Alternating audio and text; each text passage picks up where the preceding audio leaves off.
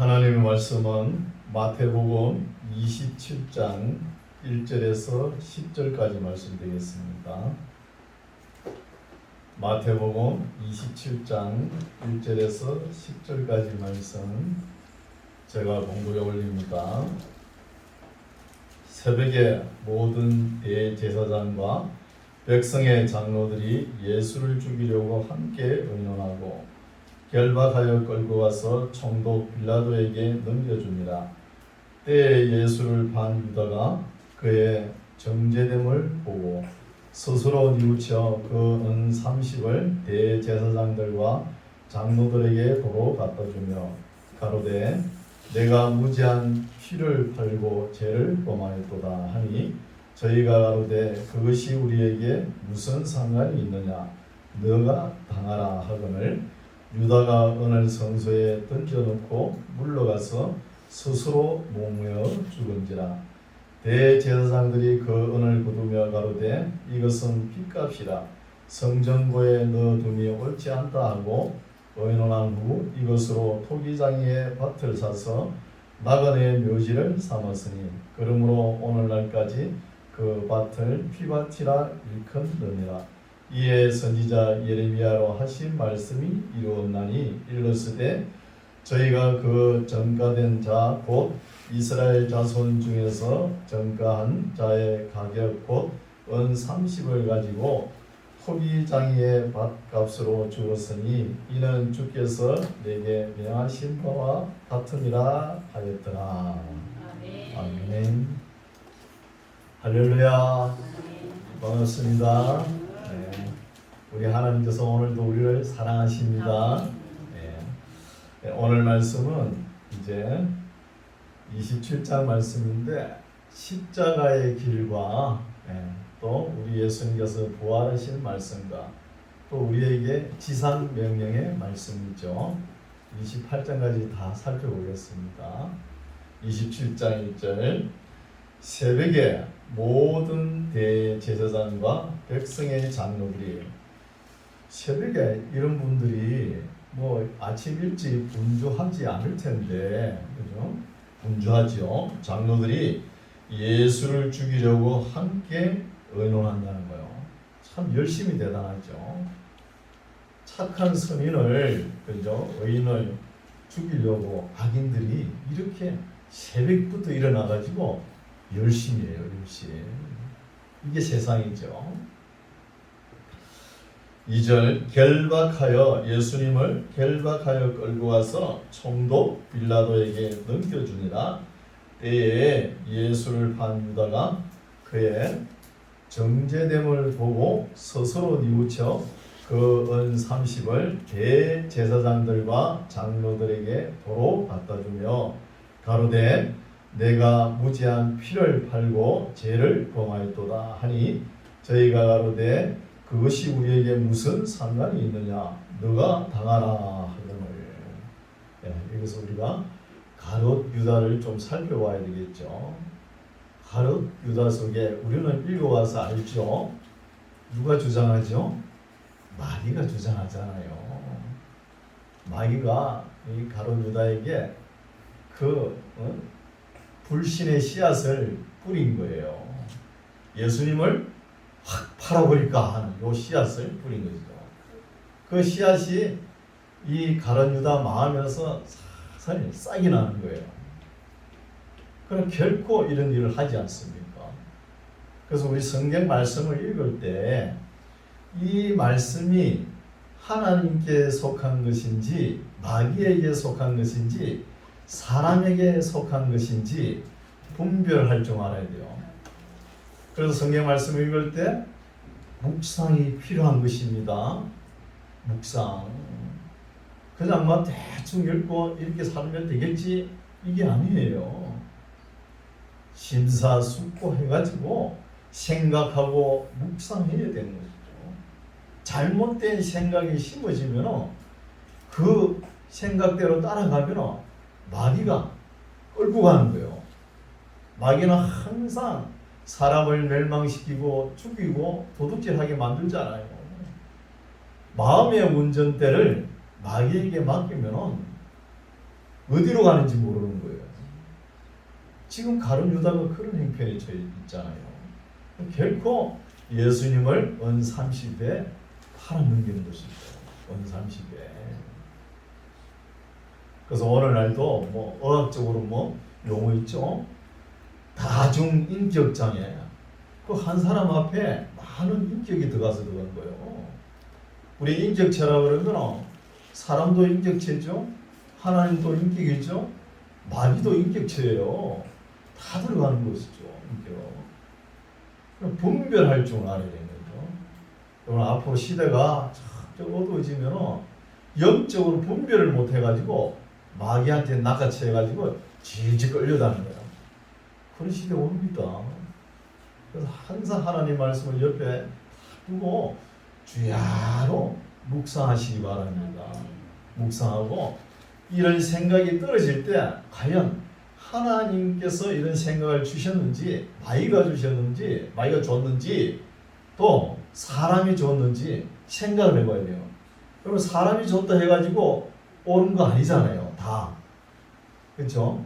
물론 생각하는 것을 다 행동으로 옮기지는 않지만 마귀가 준 것인지 어떻게 합니까? 그때는 항상 하나님의 말씀을 비춰봐야 된다는 것입니다. 그래서 가룟 유다가 그의 정죄됨을 보고 스스로 뉘우치는 거예요. 여러분, 뉘우치는 거하고 회개하고 다릅니다. 아, 내가 잘못했구나. 이게 회개가 아니에요. 회개는 뭐죠? 리폼. 폼이 일그러진 걸 다시 원상복귀하는 거예요. 그럼 하나님께로 돌아오는 것이죠. 그게 회개입니다. 돌아오지 않고 맨날 내가 잘못했다, 뉘우친다, 그게 회개했다고 할 수 있나요? 결코 회개하지 못하죠. 뉘우쳐 그 은 30을 대제사장들과 장로들에게 도로 갖다 주며 가로되 내가 무죄한 피를 팔고 죄를 범하였도다. 물론 가룟 유다가 예수님을 팔았지만 본인도 은 30에 팔린 거랑 똑같지 않아요. 그렇죠? 그렇다는 것이죠.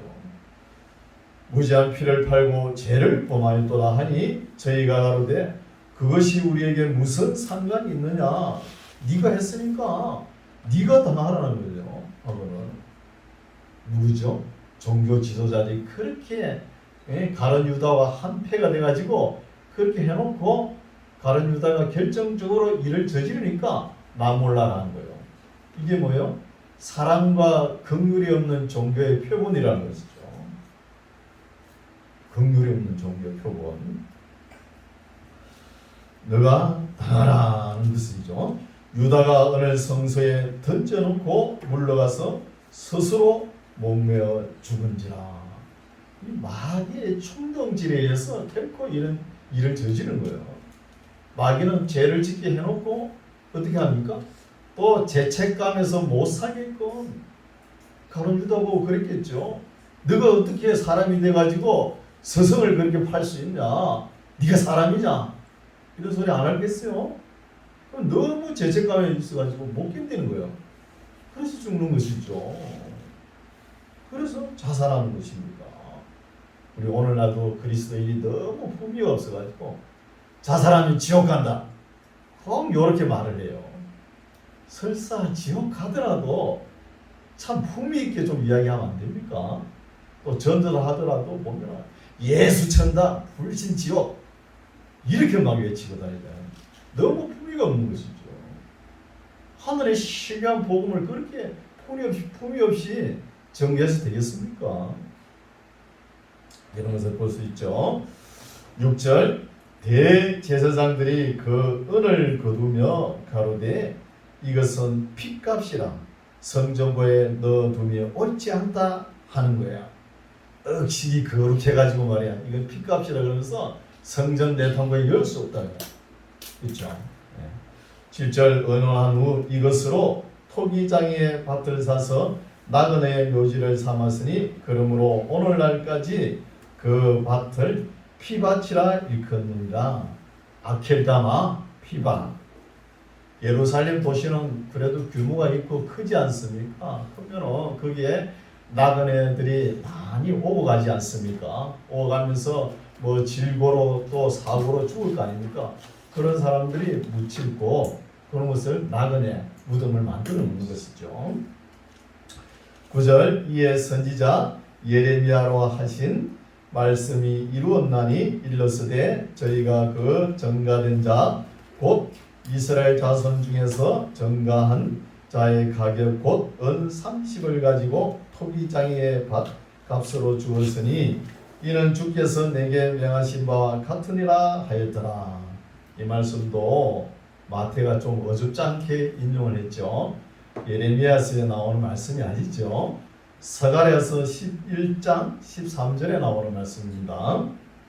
11절 예수께서 총독 앞에 섰음에 총독이 물어가로되 너가 유대인의 왕이냐?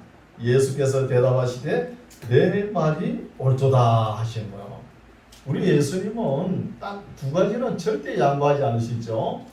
내가 하나님의 아들 그리스도냐 하고 네가 유대인의 왕이냐 여기에 대한 답변을 항상 하십니다. 마태복음의 큰 주제가 뭐예요? 유대인의 왕으로 오신 예수 그리스도 하면서 족보부터 시작하지 않습니까? 유대인의 왕으로 오셨다는 것이죠.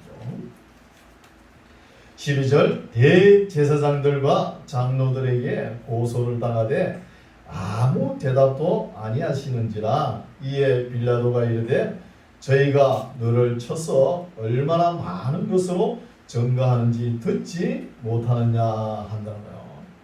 그러니까 예수님을 죽여 십자가 매달 그 증거를 많이 가지고 와서 변론을 하고 있는데 당사자 예수님은 왜 변명도 한마디 안 하고 가만히 있느냐는 것이죠.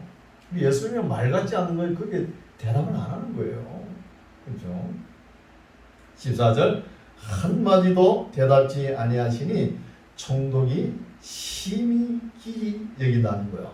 참 희한한 사람 다 보겠나면서 왜 그 변명도 한마디 안 하고 가만히 있나는 것이죠.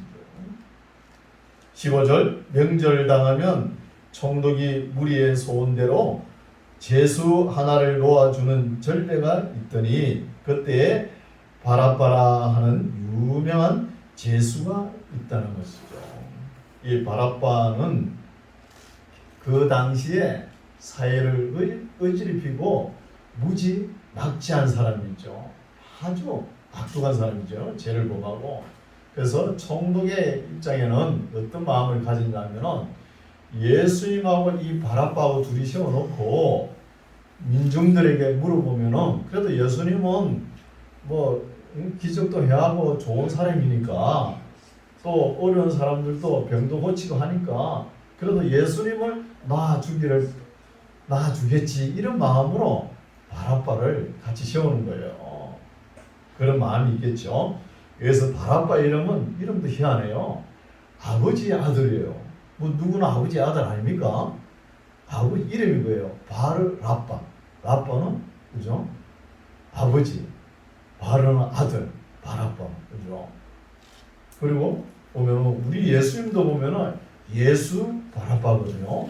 이 바라빠는 바라빠 예수예요. 이렇게 이름이 정해졌다는 것이죠. 그때 바라바라 하는 유명한 제수가 있는데 저희가 모였을 때에 빌라도가 물어가로되 너희는 내가 누구를 너희에게 놓아주기를 원하느냐 바라바냐 그리스도라 하는 예수냐 하니 이는 저가 그들의 시기로 예수를 넘겨준 줄 알미라는 것이죠. 빌라도 총독은 알고 있었겠죠. 그 종교 지도자들 대제사장 서기관 바리새인 율법학자들이 시기로 인해 가지고 예수를 막 십자가에 매달아 팔아버렸잖아요. 그걸 알 수 있잖아요. 넘겨줬잖아요. 19절 총독이 재판 자리에 앉았을 때에 그 아내가 사람을 보내어 가로되 저 오는 사람에게 아무 상관도 하지 마옵소서. 오늘 꿈에 내가 그 사람을 인하여 애를 많이 썼나이다 하더라고요. 빌라도 총독 아내가 뭐 꿈을 꿨는가 봐요. 그 착각으로서는 예수님을 그죠? 십자가에 매달지 말라는 것이죠. 이 말을 안 듣죠.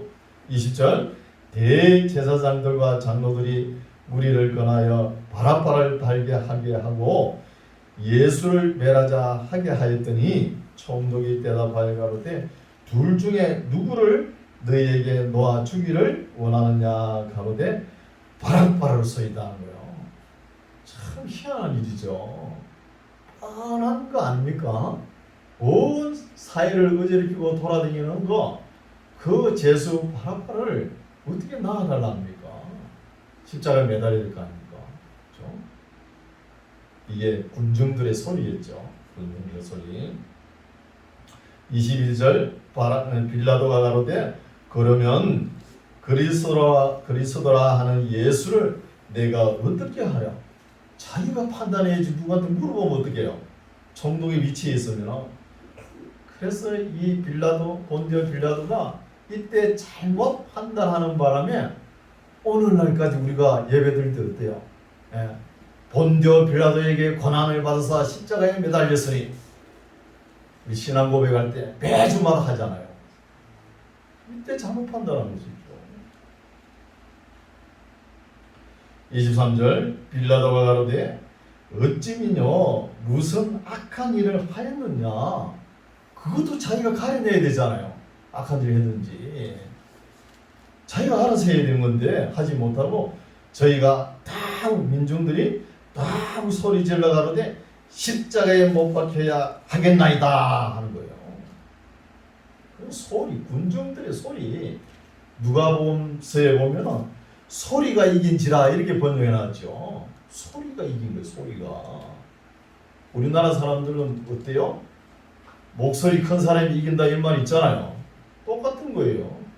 민중들을 등에 업고 막 큰 소리로 십자가에 매달라.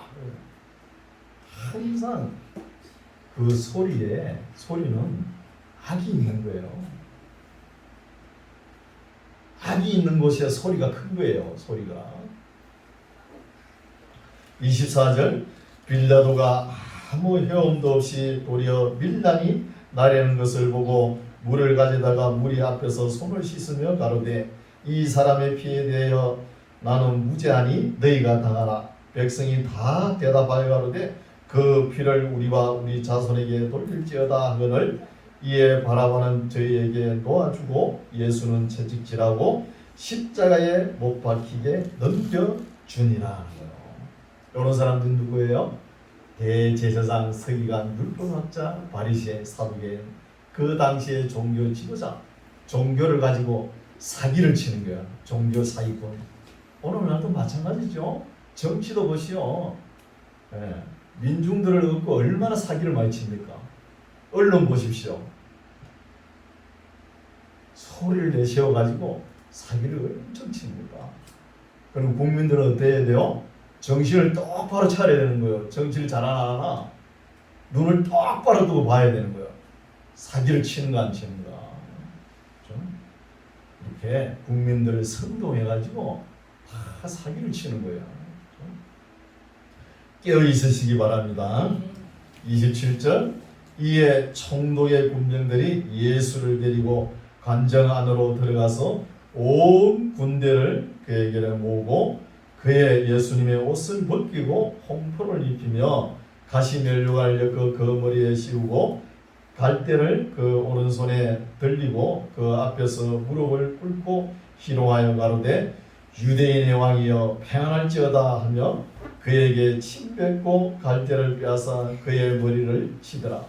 희롱을 다한 후 홍포를 벗기고 도로 그의 옷을 입혀 십자가에 못 박으려고 끌고 나간다는 것이죠. 우리 예수님은 6월절 그 한 9시 정도 돼서 붙잡혔어요. 그때부터 십자가를 지시고 엄청난 고난을 당했죠. 여러분 십자가 지면은 장정들이 십자가 지면은 일주일 매달 하나도 안 죽어요. 일주일간. 근데 우리 예수님은 그 전에 너무 고통을 너무 많이 당했기 때문에 십자가에 매달린 지 한 5-6시간 만에 운명하시는 거죠. 운명.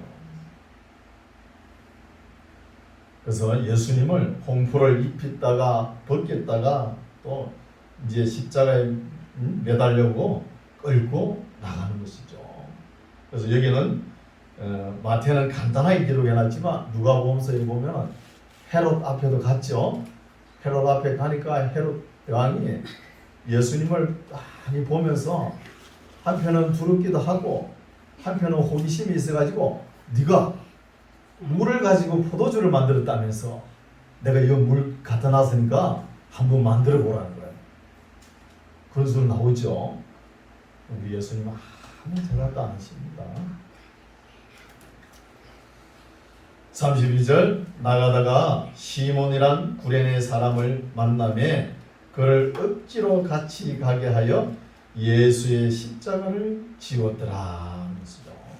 그래서 억지로 이 구레네 시몬이 괜히 예수님 십자가 지는데 옆에 있다가 괜히 끌려들어가지고 말이야. 자기가 원하는 것도 아닌데 억지로 지게 됐다는 거예요. 근데 이분이 나중에 이제 그 예수님이 우리의 구세주 예수 그리스도다 이걸 알았다 그랬으면 내가 그때 십자가 지을 때 좀 달개질 거 이럴 거 아닙니까? 그럼 우리가 강제로 이렇게 억지로 십자가를 질 수 있는 것은 져야 됩니다. 질 수 있는 게 있습니다. 그럼 또 우리 져야 되겠죠. 나가다가 시몬이란 구레네 사람을 만나매 그를 억지로 같이 가게 한 길, 이게 오늘 설교 제목 십자가의 길, 십자가의 길 비아돌로 토스라 그랬죠. 십자가의 길, 이걸 볼 수 있죠. 그를 억지로 같이 가게 하여 예수의 십자가를 지웠더라. 골고다 즉 해골의 곳이라는 곳에 이르러 썰게 탄 포도주를 예수께 주어 마시게 하려 하였더니 예수께서 맛보시고 마시고자 아니하시더라. 이건 그 시대에 그 나라의 풍속이겠죠. 십자가에 매달린 사람 죄수들이 많을 거 아닙니까? 그럼 십자가에 매달아 놓고 끌고 가면서 썰게 탄 포도주를 먹이는가 봐요. 이건 아마 진통 효과가 있지 않나 이렇게 볼 수 있죠. 35절 저희가 예수를 십자가에 못 박은 후에 그 옷을 제비 뽑아 나누고 거기 앉아 지키더라. 거기 앉아서 지켜보고 있는 것이죠. 우리 예수님의 십자가 고난에 대해서는 시편 22편에 잘 나와 있죠. 다 잘 기록되어 있습니다. 37절 그 머리 위에 이는 유대인의 왕 예수라 쓴 제표를 붙였다는 거예요. 죄를 지었는데 제목이 있을 거 아닙니까? 죄를 지은 제목이 뭐 살인이라든지 강간이든지 이런 제패가 아니고 제패 이름이 뭐냐? 유대인의 왕이라는 것이죠. 사실 맞죠? 유대인의 왕은 무엇인가? 38절 이때에 예수와 함께 강도 둘이 십자가에 못 박히니 하나는 우편에 하나는 좌편에 있더라는 것이죠. 마태는 간단하게 기록해놨죠. 누가복음서 보면 한편 강도가 있었죠. 강도가 나를 기억하옵소서 그러죠. 예수님한테. 그리고 예수님께서 너도 나와 함께 오늘 낙원에 이르리라 이런 말씀도 있지 않습니까? 39절 지나가는 자들은 자기 머리를 흔들며 예수를 모욕하여 가로되 성전을 헐고 사흘에 짓는 자여 너가 만일 하나님의 아들이여든 자기를 구원하고 십자가에서 내려오라 하며 그와 같이 대제사장들도 서기관들과 장로들과 함께 기록하여 가로되 저가 남은 구원하였으되 자기는 구원할 수 없도다. 참 진리의 말이죠. 진리의 말씀이죠. 희롱하는 말인데 맞는 말입니다. 맞는 말씀이죠. 저가 또 이스라엘의 왕이로다. 지금 십자가에서 내려올지어다. 그러면 우리가 믿겠노라. 꼭 표적을 보고 믿으라 그랬죠. 43절 저가 하나님을 신뢰하니 하나님이 저를 기뻐하시면 이제 구원하실지라. 제 말이 나는 하나님의 아들이라 하이도다 하며 함께 십자가에 못 박힌 강도들도 이와 같이 욕하더라. 마태는 또 싸잡아가지고 간단하게 기록했죠. 누가복음서 보면 어때요? 한편 강도는 욕하지 않았잖아요. 그렇죠? 나를 기억하옵소서 이랬지 않습니까? 그래서 나중에 누가복음 쓸 때는 미루어 살피고 상세히 살펴가지고 자기가 다시 기록한 것이죠. 마태복음서를 읽고 그런 것을 알 수 있습니다. 45절 제6시로부터 제6시가 몇이죠? 정오입니다. 12시 6시로부터 온 땅에 어둠이 임하여 제9시까지 계속 하더니 제9시 오후 3시죠. 3시에 처음에 예수께서 크게 소리질러 가로되 엘리 엘리 라마 사박다니 하시니 이는 곧 나의 하나님 어찌하여 나를 버리셨나이까 하는 뜻이라는 것이죠. 이때 하나님도 외면하시죠. 예수님 보고 네가 이 세상을 위해서 네가 져야 될 십자가는 네가 지라는 것이죠. 예수님 보고 지라는 것이죠.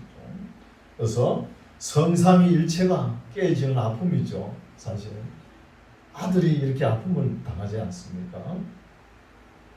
47절 거기 섰던 자 중 어떤 이들이 듣고 가로되 이 사람이 엘리야를 부른다 하고 그 중에 한 사람이 곧 달려가서 해용을 가지고 신 포도주를 머금게 하여 갈대에 깨어 마시오는을 그 남은 사람들이 가로되 가만두어라 엘리야가 와서 저를 구원하나 보자 하더라. 현장에서 직접 본 것처럼 이렇게 빈정거리고 그렇죠. 함부로 말하는 것을 묘사하죠. 빈정거리 말이죠. 예수께서 다시 크게 소리 지르시고 영원히 떠나시다. 그때에 이에 성소 휘장이 성소와 지성소로 나눠져 있잖아요. 그 중간에 휘장이 있는 거예요. 휘장이 위로부터 아래까지 찢어져 둘이 되고 땅이 진동하며 바위가 터지고 무덤들이 열리며 자던 성도의 몸이 많이 일어난다는 거예요. 그럼 부활이죠. 자던 성도들이 일어난 부활이잖아요. 이 말씀은 난제 중에 난제죠. 마태복음서만 나오는 거예요. 마태복음서. 이때 성도들이 일어났다 그러면 우리 예수님보다 사흘 먼저 부활한 거잖아요. 그렇죠? 53절 예수의 부활 후에 저희가 무덤이 터져가 일어난 성도들이 무덤에서 나와서 거룩한 성에 들어가 많은 사람에게 보이더라. 마태복음서만 딱 나오는 말씀이죠. 그러면은 사흘 전에 먼저 무덤에서 나온 사람들이 3일 동안 어디에 있었으며 또 이 사람들이 어떻게 활동했는지 아무 기록이 없잖아요. 다른 복음서에 있었다 그러면 인정하는데 이거는 난제라는 것입니다. 난제인데 그냥 넘어가야지 이게 왜 이럴까 파고들면 또 빠져들어가는 거예요. 이단으로. 54절 백부장과 및 함께 예수를 지키던 자들이 지진과 그 되는 일들을 보고 심히 두려워하여 가로되 이는 진실로 하나님의 아들이었도다 하더라고요. 이제 진짜 하나님의 아들이 맞구나 이제 인정하는 것이죠. 예수를 섬기며 갈릴리에서부터 저 많은 여자가 거기서 멀리서 바라보고 있으니 그 중에 막달라 마리아와 또 야고보와 요셉의 어머니 마리아와 또 세베대의 아들들의 어머니도 있더라. 막달라 마리아하고 세베대의 아들들 어머니 살로메는 알겠는데 야고보와 요셉의 어머니 누굴까요? 예수님의 어머니입니다. 예수님의 어머니. 57절 저물었을 때 해가 아직 지기 전이죠. 저물었을 때에 아리마대 부자 요셉이라 하는 사람이 왔으니 그도 예수의 제자라는 거예요. 이 사람이 예수님을 어떻게 따랐는지 70은 제자에 들었는지 모르겠어요. 근데 우리 예수님은 보면은 아무 흠모할 것이 없잖아요. 그 목수 일을 하다가 그 갈릴리 바다에 뭐 몇 사람 데리고 이렇게 다니지 않습니까? 그런데 어떻게 예수님을 스승으로 모셨는지 그때는 유명한 그 학자들이 많잖아요. 랍비들이 가마리엘 학파, 힐렐 학파, 에스라 학파들 출신들이 많잖아요. 우리 예수님 그 학교에 들어가지도 않았는데 그죠? 근데 예수님이 이런 제자를 두었다는 것이죠. 58절 빌라도에게 가서 예수의 시체를 달라 하니 대단하죠. 담대하고. 이에 빌라도가 내어주라 분부하거늘 요셉이 시체를 가져다가 정한 세마포로 싸서 바위 속에 판 자기 새 무덤에 넣어두고 큰 돌을 굴려 무덤 문에 놓고 가니 거기 막달라 마리아와 다른 마리아가 무덤을 향하여 앉았더라. 이때 무덤은 굴이죠. 굴에다가 이제 시체를 놓고 굴 입구에다가 큰 돌을 갖다가 막아놓는 거예요. 그게 무덤이죠. 62절 그 이튿날은 예비일 다음일이라 안식일이죠. 다음일이라 대제사장들과 바리새인들이 함께 빌라도에게 모여 가로되 주여 저 유혹하던 자가 살았을 때에 말하되 내가 사흘 후에 다시 살아나리라 한 것을 우리가 기억합니다. 기억할 사람은 기억 안 하고 기억 안 할 사람은 잘하죠. 그죠? 잘하고 있는 거예요. 그러므로 분부하여 그 무덤을 사흘까지 굳게 지키게 하소서. 그의 제자들이 와서 시체를 도둑질하여 가고 백성에게 말하되 그가 죽은 자 가운데서 살아났다 하면 그의 유혹이 전보다 더 될까 하나이다 하는 것이죠. 아주 치밀하게 그죠? 아주 생각이 주도면밀하죠. 주도면밀합니다. 세상 사람은 그죠? 깊이 생각해가지고 이렇게 예수님의 무덤을 지키자, 무덤을 훔쳐가가지고 3일 만에 살아나셨다 할까봐 그죠? 그런 내용이죠. 65절 빌라도가 가로되 너희에게 파수꾼이 있으니 가서 힘 닿는 대로 굳게 무덤을 지키라 하거늘 저희가 파수꾼과 함께 가서 돌을 임봉하고 무덤을 굳게 하니라. 28장 안식일이 다하여 가고 안식 후 첫날이 되려는 비명에 주일 아침이죠. 주일 새벽에 막달라 마리아와 다른 마리아가 무덤을 보려고 왔더니 큰 지진이 나며 주의 천사가 하늘로서 내려와 돌을 굴려내고 그 위에 앉았는데 그 행상이 번개같고 그 옷은 눈같이 희건을 수직하던 보초 서던 자들이 저를 무서워하여 떨며 죽은 사람과 같이 되었더라. 천사가 여자들에게 일러 가로되 너희는 무서워 말라. 십자가에 못 박히신 예수를 너희가 찾는 줄을 내가 아노라. 그가 여기 계시지 않고 그의 말씀하신 대로 살아나셨느니라. 와서 그의 누우셨던 것을 보라는 것이요. 다른 복음서 보면은 마리아들이 그랬죠. 예수님 그 무덤을 찾아가면은 예수님께서 살아나셨는가 그걸 봐야 되는데 무덤 입구에 있는 그 큰 돌을 어떻게 옮기지, 누구한테 도움을 청하지 이런 말씀도 있죠. 그렇죠? 그럴 필요 없습니다. 7절 또 빨리 가서 그의 제자들에게 이르되 그가 죽은 자 가운데서 살아나셨고 너희보다 먼저 갈릴리로 가시나니 거기서 너희가 배우리라 하라. 보라 내가 너희에게 일렀느니라 하거늘. 앞에도 말을 했는데 이 천사가 말을 했는데도 이 마리아가 멍하게 있는 것이죠. 멍하게 있는 거 보고 다시 한 번 더 가르쳐 가지고 내가 너희에게 일렀느니라 하면서 강조하죠. 그 여자들이 무서움과 큰 기쁨으로 무덤을 빨리 떠나 제자들에게 알게 하려고 다름질할새 예수께서 저희를 만나 가라사대 평안하뇨이죠. 이거는 의역입니다. 직역을 하면은 기뻐하라는 거예요. 기뻐하라는 거. 카이레트라는 단어인데 기뻐하라는 것입니다. 기뻐하라 하시거늘 여자들이 나아가 그 발을 붙잡고 경배하니 이에 예수께서 가라사대 무서워 말라.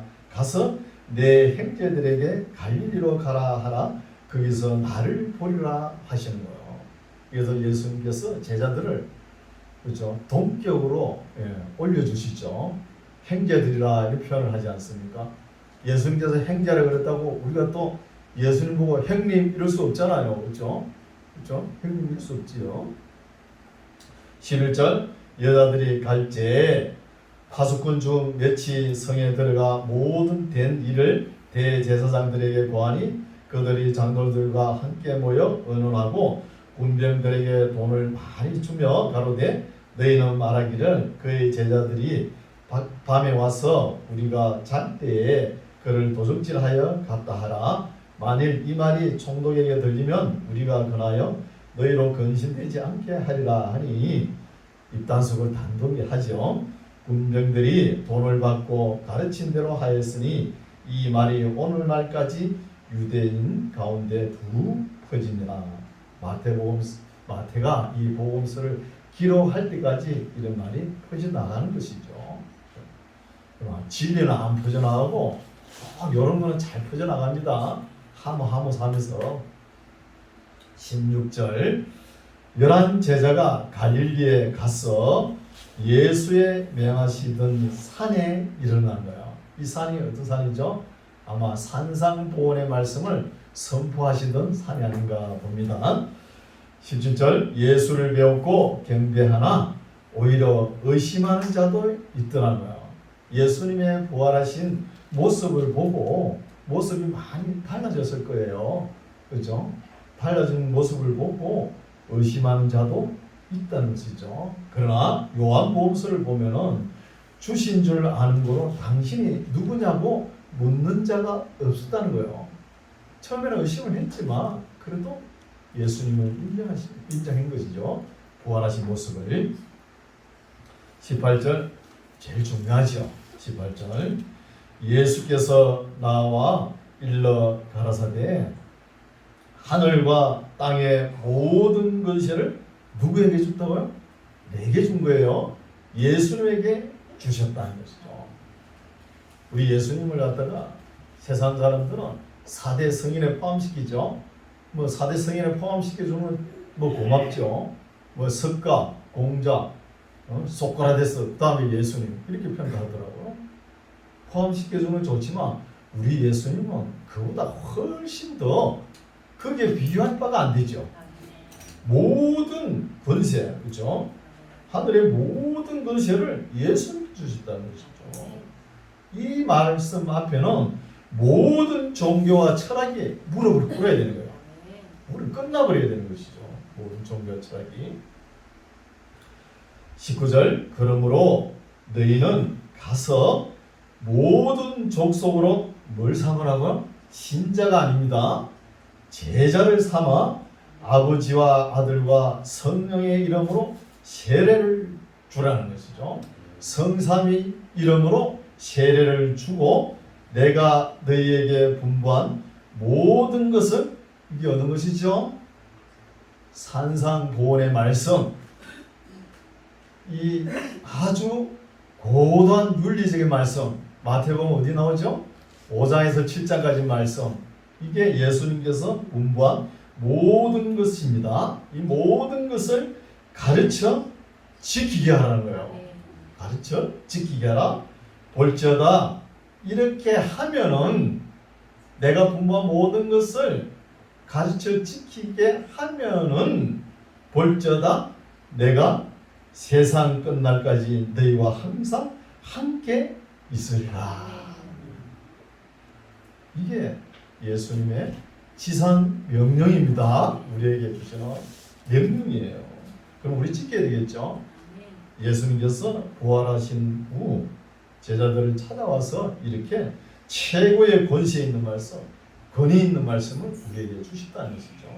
우리는 이런 말씀을 다 마음속 깊이 생각하고 이 말씀을 철저히 수행하는 저와 여러분 되시기 바랍니다. 하나님 아버지 감사합니다. 오늘까지 마태가 전한 복음서를 함께 살펴보았습니다. 하늘과 땅의 모든 것을 하나님께서 우리 주 예수 그리스도에게 주셨다고 하셨습니다. 우리가 이 비밀을 알고 가서 모든 족속으로 제자를 삼아서 성삼위 이름으로 세례를 주고 우리에게 분부한 모든 것을 가르쳐 지키는 거룩한 사람, 쓸만한 일꾼들을 길러내는 우리 만나 교회가 되게 하옵소서. 예수님 이름으로 기도드립니다. 아멘.